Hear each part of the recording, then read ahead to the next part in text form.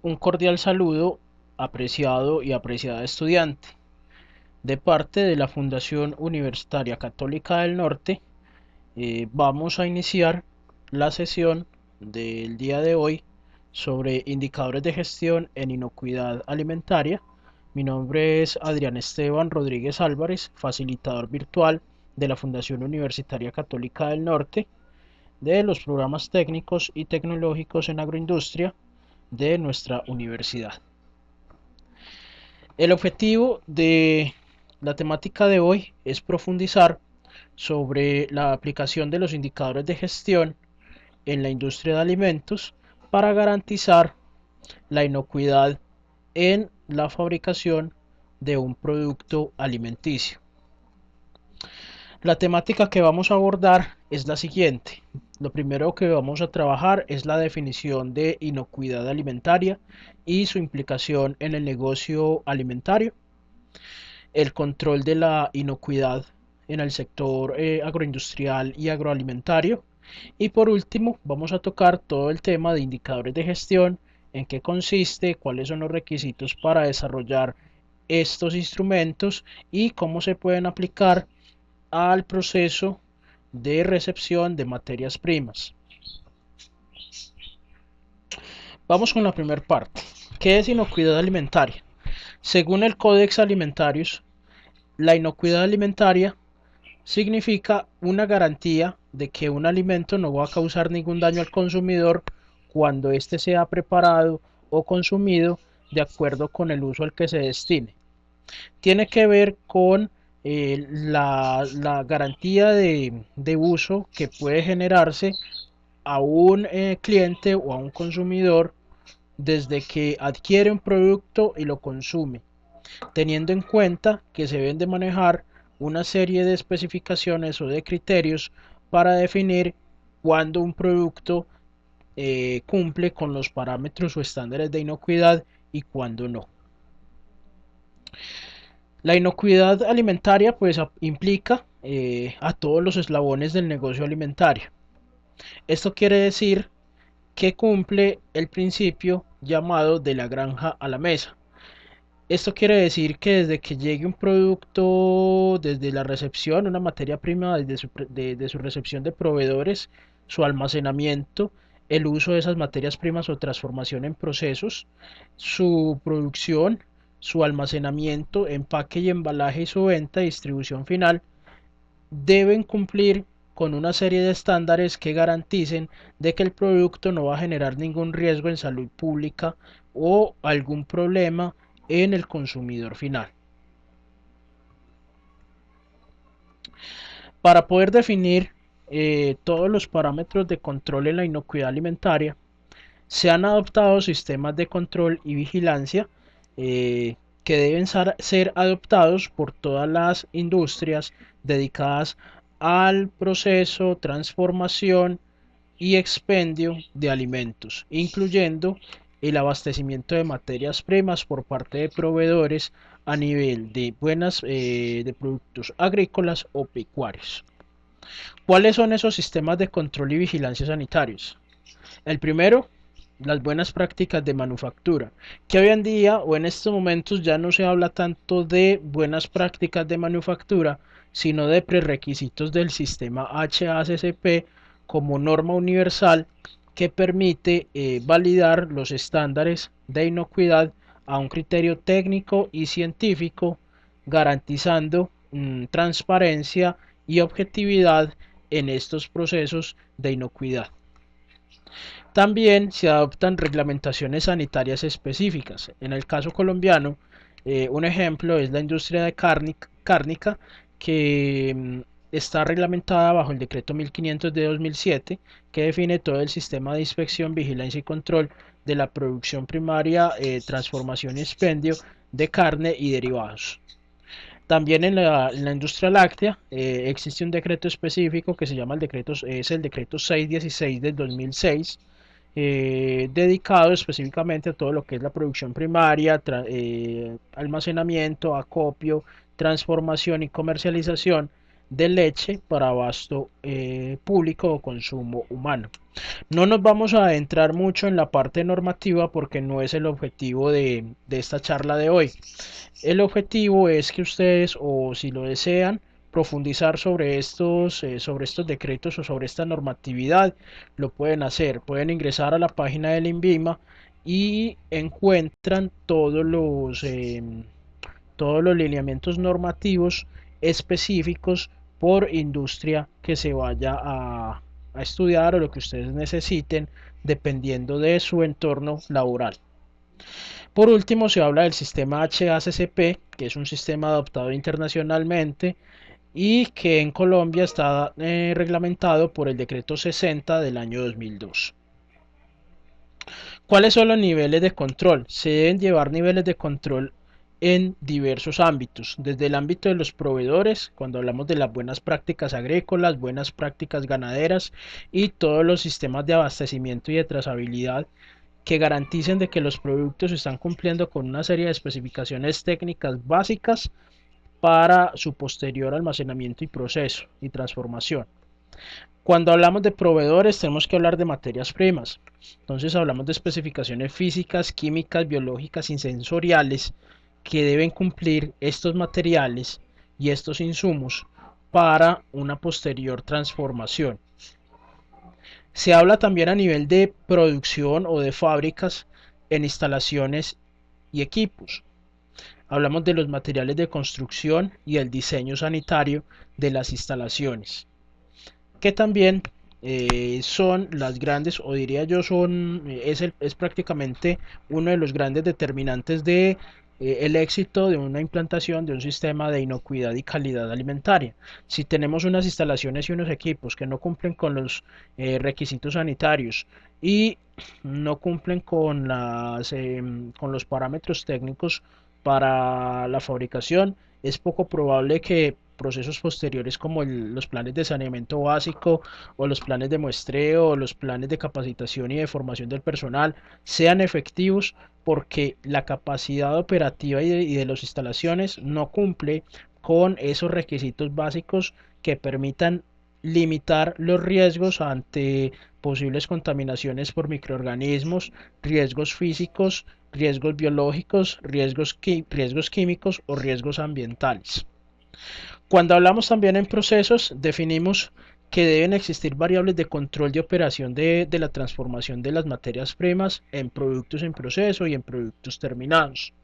Hablamos de control biológico, control de patógenos, control de plagas y microorganismos alterativos, los POEs o procedimientos operativos estándar de saneamiento y todo lo que tenga que ver con el cumplimiento de la normatividad ambiental que debe estar inserta en ese control biológico.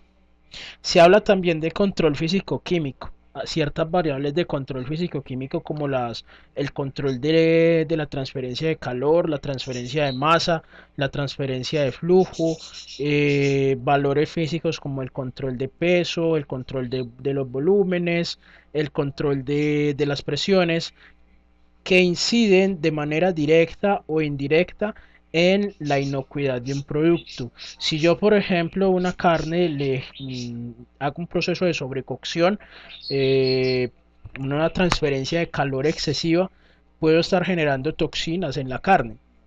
Y eso tengo que controlar, esa transferencia de calor reflejada en una variable indirecta que es el control de la temperatura o una variable directa que nos permita medir la transferencia de calor de los sistemas o los equipos que yo estoy utilizando para la cocción de esa carne hacia ese producto que estoy transformando.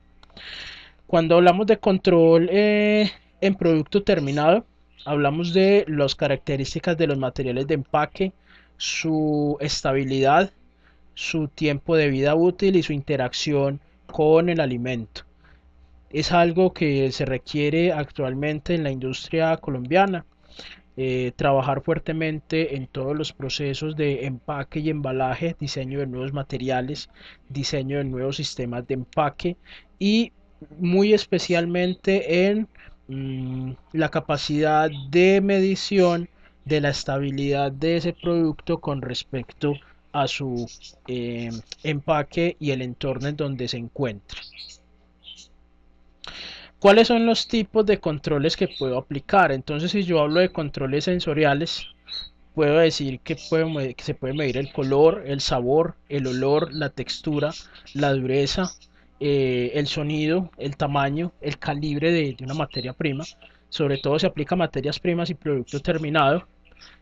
Tiene una utilidad sobre todo en productos agrícolas que permite medir el estado de madurez de un producto o en los productos terminados, muy específicamente medir efectos sobre el producto al cambiar ingredientes o procesos de fabricación. ¿Cuál es la fortaleza de esos métodos de control o esos variables de control sensoriales? Que son de bajo costo, relativamente bajos a diferencia de un proceso analítico o de pruebas de control analíticas. Son pruebas rápidas, pero tienen también sus debilidades. Son pruebas subjetivas, o sea que depende mucho de los analizadores humanos, en este caso el operario de la planta o un juez entrenado bajo los modelos del análisis sensorial. Y lo más importante, que requieren de personal entrenado con escalas establecidas para aceptar o rechazar estas materias primas. Otros tipos de variables de control que debo o que puedo implementar cuando quiero valorar y medir el cumplimiento de la inocuidad en un producto son las variables físico-químicas. Entonces hablamos del peso, la presión, el volumen, la acidez, la medición del pH, los sólidos solubles o grados Brix, o las características químicas del producto como tal, o comúnmente llamado bromatología del producto.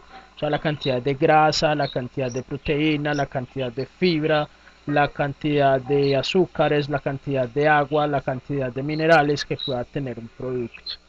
Se aplica mucho a materias primas, producto en proceso y producto terminado.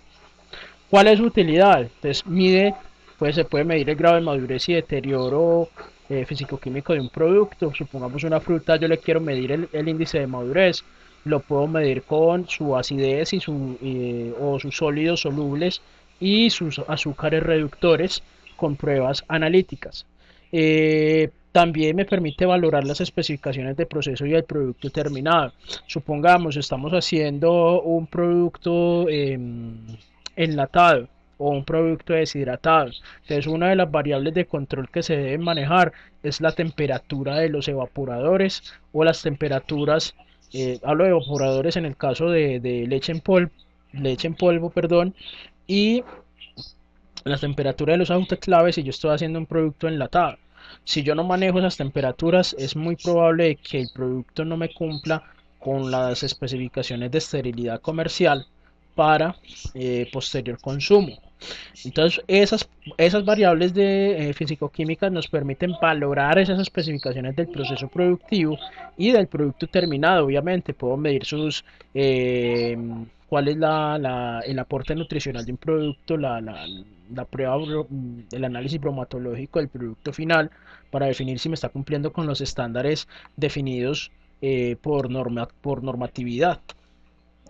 ¿Cuáles son las fortalezas? La primera, que son pruebas objetivas. Se basan en pruebas analíticas, pruebas que tienen una referenciación técnica y científica y que le permiten a cualquier persona tener una validación eh, útil de sus procesos productivos y de todas las acciones o todas las actividades que se desarrollan en ese proceso productivo. La debilidad es que son costosas. Si uno no tiene un laboratorio de control de calidad, debe recurrir a un tercero para hacer esas pruebas. Y si lo tiene, requiere de personal entrenado en técnicas de control analíticas. Estas personas deben de tener un conocimiento en la parte de física, de química, de análisis instrumental, eh, y de manejo, de toma de muestras y de la forma de realizar análisis de laboratorio. Debe tener una destreza técnica y una destreza analítica y de orden y muy disciplinada para poder hacer este tipo de pruebas. También podemos tener variables de control biológicas. Pueden ser microbiológicas o de actividad enzimática. Es aplicada sobre todo a materias primas y productos terminados. Esas variables son muy específicas en esos aspectos, en esos ámbitos. ¿Cuál es su utilidad? Primero, identificar microorganismos patógenos y alterativos. Microorganismos patógenos, recordemos que son aquellos que nos pueden generar alguna enfermedad transmitida por alimentos o ETA. Y microorganismos alterativos son aquellos que pueden dañar las propiedades funcionales de un producto gracias a que utilizan los nutrientes del mismo. Caso un lactobacillus, caso un hongo, una levadura que puede generar un deterioro y un daño comercial de esas materias primas o de los productos terminados. También me permite identificar sustancias de alto riesgo, como por ejemplo aminas biógenas, como por ejemplo metabolitos producidos por hongos en productos que son secos, como las harinas. También me permite estimar el tiempo de vida útil de los productos terminados. Hay pruebas enzimáticas que permiten determinar la estabilidad de un producto terminado en un ambiente determinado. Ejemplo, hay empaques activos. Los empaques activos son desarrollados con enzimas que permiten la interacción de los resultados de descomposición de los alimentos con los materiales del empaque y permite a simple vista visualizar coloraciones extrañas en el empaque que dan a entender de que el producto está sufriendo un grado de descomposición. Las fortalezas, pues su precisión y su objetividad. Y su debilidad, pues obviamente requieren de personal entrenado, en pruebas analíticas, son costosas. Y lo más importante en ese aspecto es que son pruebas muy específicas dependiendo del tipo de producto que manejen. No es lo mismo una prueba microbiológica para una leche que para un producto de galletería. No es lo mismo una prueba enzimática para una carne que para un enlatado. Todos los procesos en esas pruebas biológicas son muy específicas dependiendo del tipo de producto. Un ejemplo, entonces hagamos algunos ejemplos. Voy a mostrarles aquí algunas formas de cómo puedo yo elegir una prueba de control de calidad dependiendo del enfoque y de la profundidad que yo requiera en mi proceso productivo. Supongamos que nosotros tenemos un centro de acopio de frutas y verduras y estamos recibiendo manzana.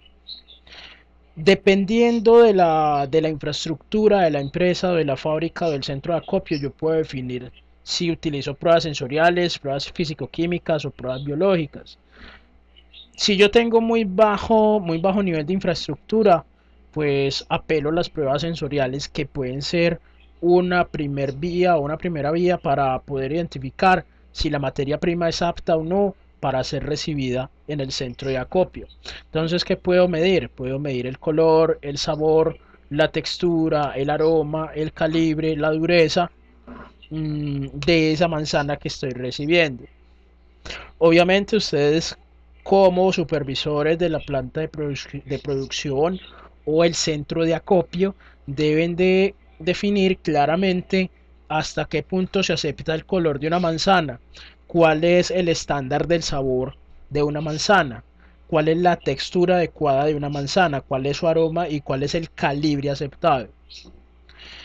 Si yo tengo en mi centro de acopio la posibilidad de un pequeño laboratorio de control, pues yo puedo aplicar varias pruebas. Puedo aplicar una prueba de sólidos solubles o grados Brix con un refractómetro.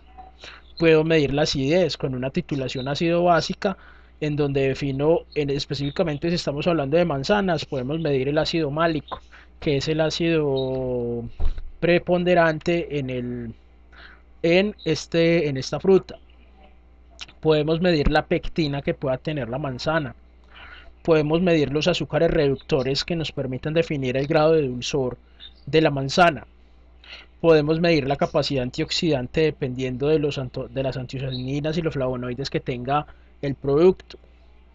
Podemos definir también una medición de temperatura de residuo o una medición de los gases en el empaque si vienen atmósferas modificadas. Entonces mire que a medida que se tiene una organización con mayor infraestructura, los niveles de control de calidad se vuelven un poco más objetivos, pasan de lo subjetivo a algo más específico. Yo puedo también tener pruebas de control biológica si tengo una infraestructura mucho mayor. Puedo medir el número más probable de microorganismos patógenos, E. coli, Salmonella, Staphylococcus aureus o cualquier otro tipo de microorganismo patógeno o incluso alterativo.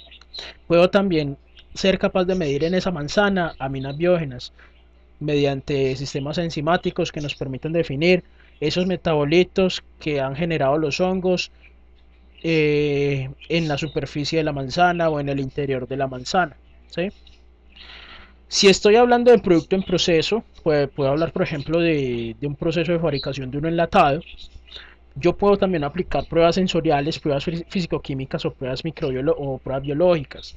¿De qué depende? De la profundidad de la infraestructura de la empresa y de la criticidad del proceso mismo. ¿Sí? Entonces yo puedo definir una prueba sensorial del proceso de fabricación de un enlatado si yo puedo mirar físicamente el abombado o el colapsado de una lata, que eso se debe a una falta de presión o a un exceso de presión en el proceso de sellado y en el proceso de esterilización en autoclave. También puedo medir el grado de corrosión de la lata con acción del producto, la acidez del producto y la laca que recubre ese enlatado, ¿sí? Para poder definir si la lata cumple con las especificaciones de inocuidad. También puedo hacer pruebas físico-químicas. ¿Qué tipo de pruebas físico-químicas? Puedo hacer una medición del vacío de la lata, que es muy importante, sobre todo si yo llevo productos a otros lugares diferentes que tienen diferente presión. Entonces debo de calcular cuál es el grado de presión para una lata que va para la ciudad de Bogotá o para la costa. No es totalmente diferente dependiendo de la presión atmosférica que tengamos en el lugar geográfico. También la calidad del sellado, puedo medir el cierre de la lata, los bordes de cierre de la lata, las especificaciones de sellado de ese enlatado también lo puedo medir con variables físicas. Puedo medir la temperatura de esterilización del autoclave, ¿sí? Que es muy importante. Es una de las variables críticas a controlar en el proceso de fabricación de un enlatado. También puedo hacer pruebas biológicas, puedo medir presencia de lactobacillus, puedo medir presencia de microorganismos microaerófilos o microaerobios, puedo también medir la calidad del vapor del túnel de vacío para identificar si hay patógenos y hongos en ese vacío, en ese vapor de agua y que me puede afectar el ambiente o la temperatura o me puede estar haciendo una contaminación o una recontaminación en el proceso de sellado de la lata antes de ser llevada a esterilización. Puedo también hacer un control de ambiente de las instalaciones, recuento de microorganismos mesófilos en placa y eso me va a permitir generar mayor objetividad en la calidad del proceso productivo. Pero de qué depende, vuelvo y repito, de la profundidad en la cual se quiera llegar, de la infraestructura de la empresa y de la criticidad del proceso. Si el proceso es de un alto grado de criticidad, hablo de criticidades que genera un alto riesgo en la salud pública, si el proceso productivo genera un alto riesgo en salud pública si no lo controlo, pues debo de llevar o debo desarrollar pruebas de control más objetivas y dejar a un lado las pruebas subjetivas para otros procesos que no son tan críticos. Si yo hablo de producto terminado, puedo hablar de carne empacada al vacío. Entonces podemos hacer igualmente pruebas sensoriales, físico-químicas y biológicas. Sensoriales, por ejemplo, un análisis del color. Puedo ver si el color está verde o está rojo o está café. Dependiendo de esa coloración defino si el producto está fresco o no. Si hay presencia de lixiviado o de goteo en el empaque. Si hay observación si durante la observación del empaque encuentro perforaciones. Y también puedo hacer una prueba de cocción o fritura si quiero ver la calidad de esa carne, si no es PCE o PFD, ¿sí? Si es pálida, blanda y exudativa, o si es dura, reseca y roja, ¿sí? Oscura. Entonces puedo definir la calidad de cocción de esa carne. También puedo definir pruebas físico-químicas. Puedo medir la temperatura de almacenamiento de esa carne empacada al vacío. Si hay una pérdida de temperatura, pues obviamente hay una pérdida de vacío. Una medición del pH, una medición de aminas biógenas, que puede ser putrescina y cadaverina, que son los indicadores químicos de que la carne está sufriendo un proceso de descomposición, sea por bacterias o sea por envejecimiento de la misma carne o envejecimiento de la misma carne. También se pueden hacer pruebas biológicas, que pueden ser número más probable de microorganismos patógenos, o pruebas enzimáticas para medir la estabilidad del producto. Se puede medir el glucógeno, se puede medir la terneza de un producto dependiendo de esa cantidad de glucógeno, y que me define si esa carne tiene todos los parámetros de inocuidad para ser consumida por cualquier persona. Vamos a la otra parte. Todas esas variables que les he comentado con anterioridad requieren de un modelo de gestión, porque de nada sirve que yo haga una medición clara o una serie de medición de esas variables sin tener en cuenta para qué lo necesito. Ese para qué lo necesito lo definen los sistemas de gestión de calidad. Y uno de los apartados más importantes de los sistemas de gestión de calidad son los indicadores de gestión. ¿Qué son los indicadores de gestión? Son instrumentos que nos permiten recoger de manera adecuada y representativa una información relevante con respecto a un proceso. ¿Esto qué quiere decir? Quiere decir que es un parámetro de medición que nos permite gestionar la inocuidad de un producto, qué tanto estamos cumpliendo nosotros en nuestra fábrica de alimentos, todos los parámetros sanitarios para la fabricación y expendio de nuestros productos en la planta de fabricación. ¿Qué especificaciones deben de tener los indicadores de gestión? Deben de tener 5 cosas. El primero debe ser la representatividad, o sea que debe medir con objetividad algo puntual y que sea crítico para la empresa. No dedicarnos a medir cualquier cosa por medirla, sino algo que ustedes consideren dentro de su proceso de producción o dentro de su ruta crítica de procesos que es crítico dentro de los parámetros de inocuidad para el cliente final. También debemos definir esos indicadores de gestión deben ser sensibles. ¿Qué quiere decir sensibles? Que deben ser capaces de medir las magnitudes, de seguir los cambios en la magnitud de esa medición que ustedes están haciendo, y que si hubo un cambio mínimo o máximo quede representado en un sistema de medición. A eso se llama sensibilidad. Si la intensidad de un cambio se da muy poco o mucho, el indicador debe ser capaz de medirme ese cambio. También debe tener un requisito que se llama la rentabilidad, o sea, debe medir un proceso crítico que afecta el resultado de una fábrica. Ejemplo, si ustedes se dedican a la fabricación de conservas y reciben banano, entonces uno de los factores críticos que deben medir es la calidad de la madurez del banano. Si ustedes reciben banano podrido, pues las compras de las materias primas son unos factores, es uno de los factores críticos que hace que la planta de producción genere mayor utilidad o menor utilidad. Entonces, si ustedes compran materias primas que ya están sobremaduradas, ejemplo el banano, pues no van a tener materia prima suficiente para cumplir con los pedidos al cliente final, o van a tener pérdidas en su proceso productivo generando sobrecostos. Entonces, esa medición de esa madurez del producto que ustedes están comprando es un punto crítico o es un proceso crítico o una actividad crítica que hace que a nivel financiero o que hace a que a nivel de productividad la planta de producción se afecte de manera positiva o negativa. También debe ser fiable. Esos indicadores de gestión deben de tener una fiabilidad, o sea, que se obtienen los resultados de la medición y de la valoración se deben obtener de procesos objetivos, veraces y continuos. No podemos hacer una medición de un proceso que se hace cada 50 días. Yo recomiendo que sean procesos que se tienen que hacer diario o que tienen una frecuencia rutinaria y que hacen de que se vuelvan críticos, ¿sí? Deben ser también relativos en el tiempo, o sea, deben ser capaces de recopilarse, de medirse, de analizarse y de compararse en el tiempo para definir si hubo algún cambio, sea positivo o negativo, en ese proceso crítico que ustedes quieren medir.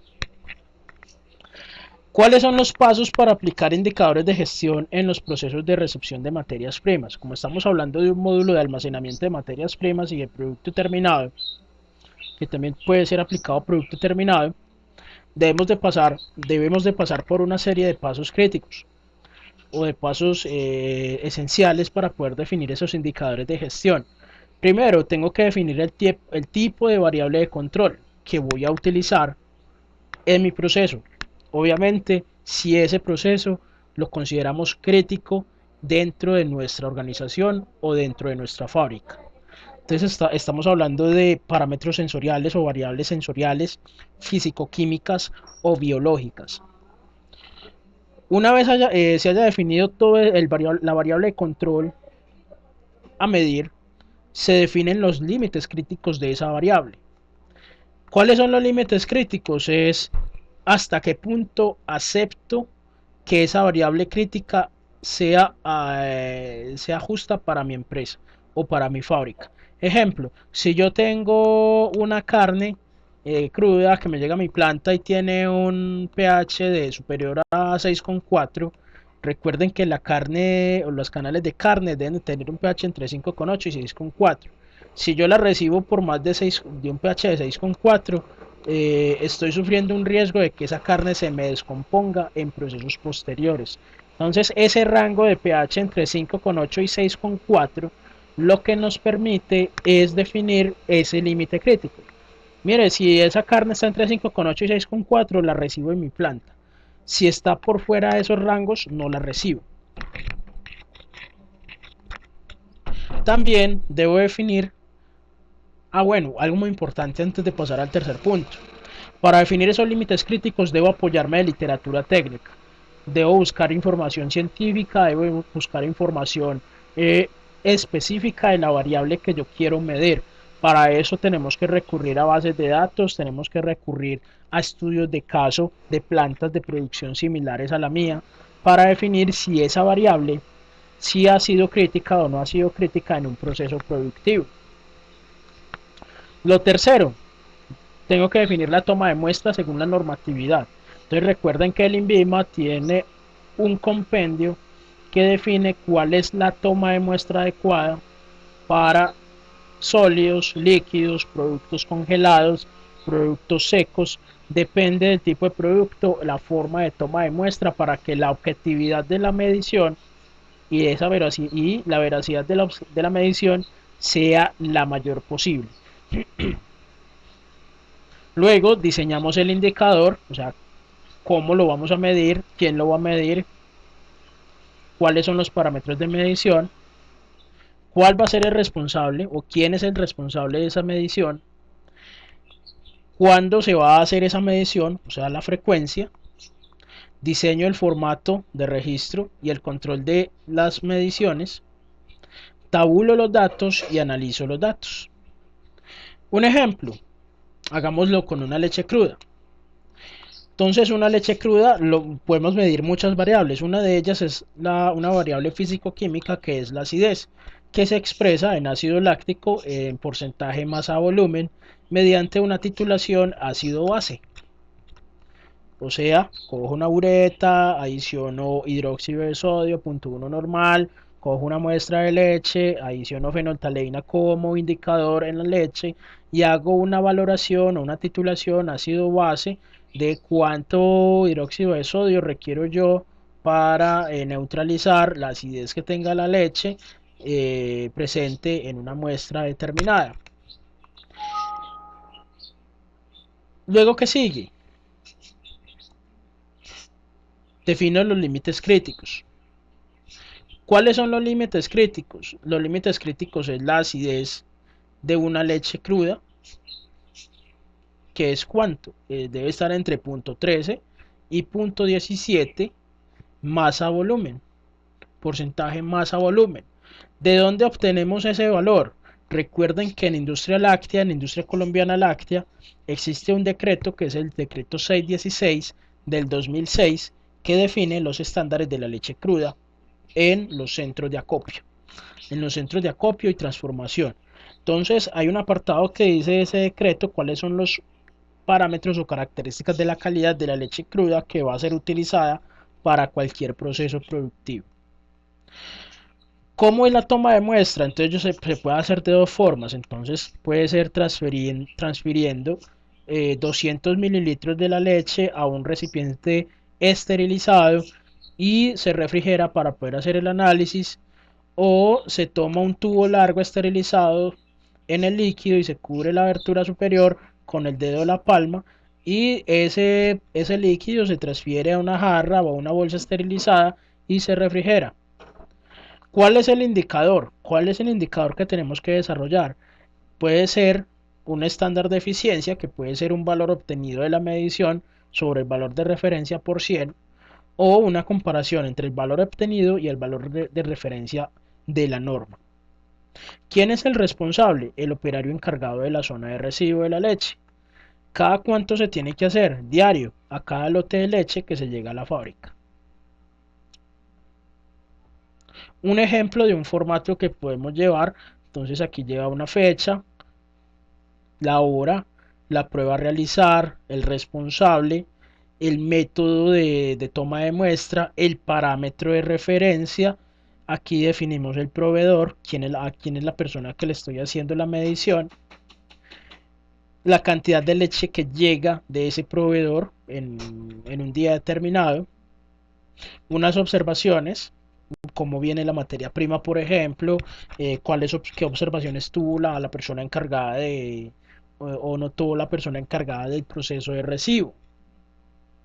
Aquí anoto el proceso de medición, qué fue lo que resultó del proceso de medición, y aquí tomo dos indicadores de decisión: si acepto o rechazo esa materia prima. En este caso se rechaza. ¿Por qué? Porque el resultado de la medición dio punto 239, y recuerden que el parámetro o la referencia es de entre punto 13 y punto 17. ¿Qué otras observaciones puedo poner aquí? Entonces, que es que la leche llegó a una temperatura superior a los 4 grados centígrados. Eso también es un indicador indirecto de que la leche está sufriendo un daño microbiológico y físico-químico. Luego de tener todas esas mediciones, hago una tabulación de los datos. Puede ser cada 8 días, cada mes, dependiendo de lo que se requiera en el proceso productivo y su criticidad. Entonces aquí podemos hacer unos resultados de medición y los indicadores de decisión: si acepta o se rechaza, unas observaciones. Lo más importante aquí es definir los indicadores de eficiencia, hasta qué punto está cumpliendo. Entonces se cumple, pueden ver que aquí se cumple 5 veces de un número total de 8 mediciones, que puede haber sido una vez diaria, o una vez una vez al día que se hizo la medición. Entonces está cumpliendo 5 veces de 8. Cada vez que se recibe leche en la planta de producción, 5 de cada 8 lotes de producción que se recibieron cumplen con los estándares de acidez. Eso quiere decir un 62%. ¿Cuántos no cumplen? Hay 3 que no me están cumpliendo. ¿Esto qué quiere decir? Que de cada 8 veces que se recibe leche en el centro de acopio, 3 veces no se está cumpliendo. Los proveedores no están cumpliendo con los estándares de acidez. Esto quiere decir un 37%. Estos porcentajes, ¿para qué sirven? Esos porcentajes nos permiten a nosotros, como jefes de calidad o jefes de producción o gerentes de planta, definir cuáles son las acciones correctivas con respecto, en este caso si estamos hablando de proveeduría de leche, qué acciones de control, de prevención y de acciones correctivas debo tener con esos proveedores que no me están cumpliendo para aumentar la eficiencia del proceso de recepción y para aumentar el proceso de acidez de la leche. Supongamos que esa leche la estamos utilizando para un yogur. Si yo tengo el 62% de mi leche cumple con los estándares de acidez indicados para poder fabricar un yogur, estoy limitando mi planta a ese 62% de esa capacidad instalada de leche que tengo con esas especificaciones óptimas de fabricación, ¿sí?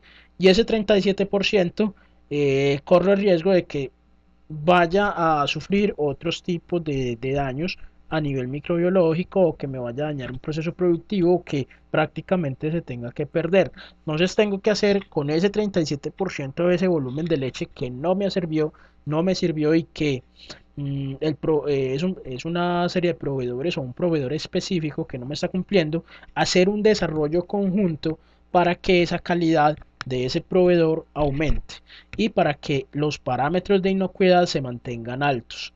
¿De qué depende que sean altos o bajos? Depende de la criticidad del proceso, de las especificaciones del producto y de las especificaciones del cliente. Agradezco mucho su atención, espero que esta pequeña charla les haya servido para fortalecer las actividades de su curso. Recuerden, mi correo electrónico es arodriguez@ucn.edu.co, mi cuenta en Skype es director ejecutivo 2 y mi Twitter es director Seiton. Nos vemos en una próxima oportunidad. Hasta pronto.